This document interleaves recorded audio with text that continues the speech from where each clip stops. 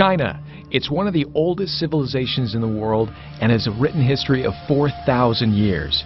It boasts rich cultural relics and historic sites such as the Great Wall and terracotta warriors. It's the inventor of the compass, papermaking, and gunpowder. Their accomplishments have changed the world.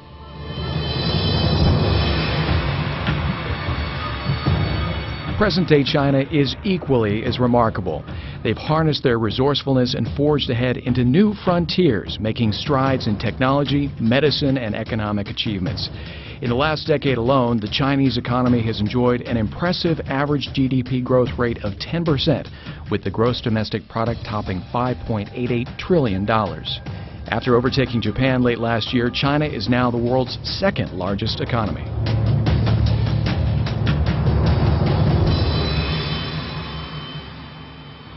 Welcome to International Innovators. I'm Nick O'Kelly.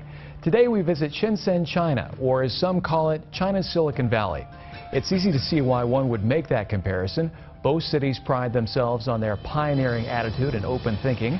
Both cities are home to companies that develop products which help improve our daily lives. And both cities can be credited with propelling their country to the front line in cutting-edge technology and innovation. In the next half hour, we're going to introduce you to some of those companies, like Shenzhen-based Huawei Technologies, who shot past Alcatel-Lucent and Nokia Siemens in 2009 to become the world's #2 telecom equipment provider. China's leading IT outsourcing company for Western businesses, Vance Info Technologies, who's built a stellar reputation in the industry by consistently providing quality IT consulting, solutions, and outsourcing to clients across the globe.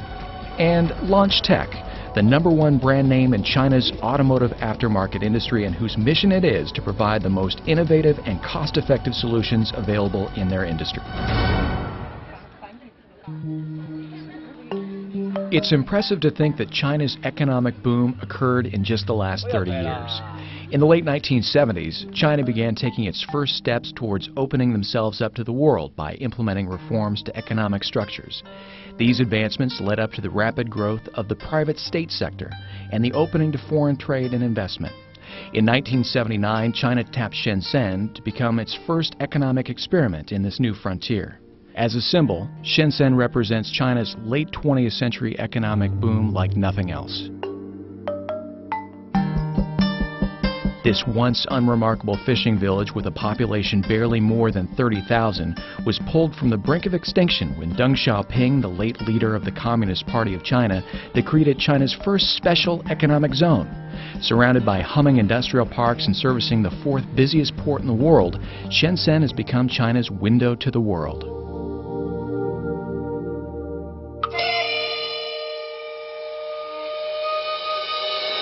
Shenzhen's growth is derived from both investments in infrastructure and heavy industry and private sector expansion in an array of industries ranging from traditional manufacturing to the internet and e-commerce to the emerging fields of biotechnology and alternative energy.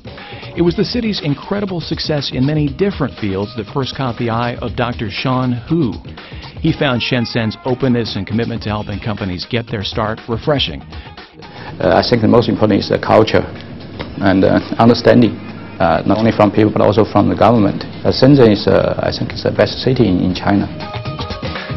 Got all the necessary elements for innovation.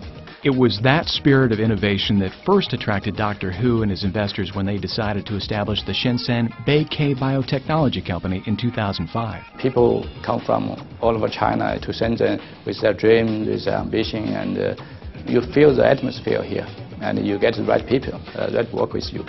I think that is the most important thing here in Shenzhen.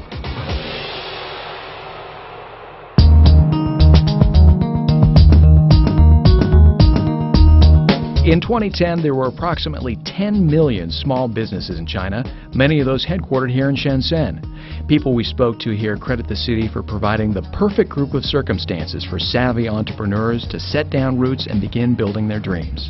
Nobody's from here. Everybody's come from somewhere else, and everybody's come here with a dream. One of those entrepreneurs was businessman Liam Casey, who started off in Ireland with a fledgling sourcing company that has evolved into a thriving, internationally known supply chain management business. The thing about Shenzhen is it's actually very easy to establish a company here because it's where a lot of the companies came first. It was the first special economic zone in China, so it's a very well-oiled machine when it comes to setting up new businesses and companies here.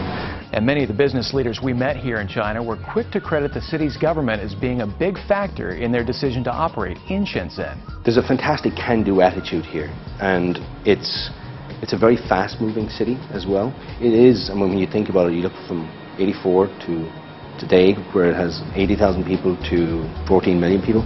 It's like the commerce engine of China. So you go to Beijing for politics, you go to Shanghai for finance, but you come to Shenzhen for commerce.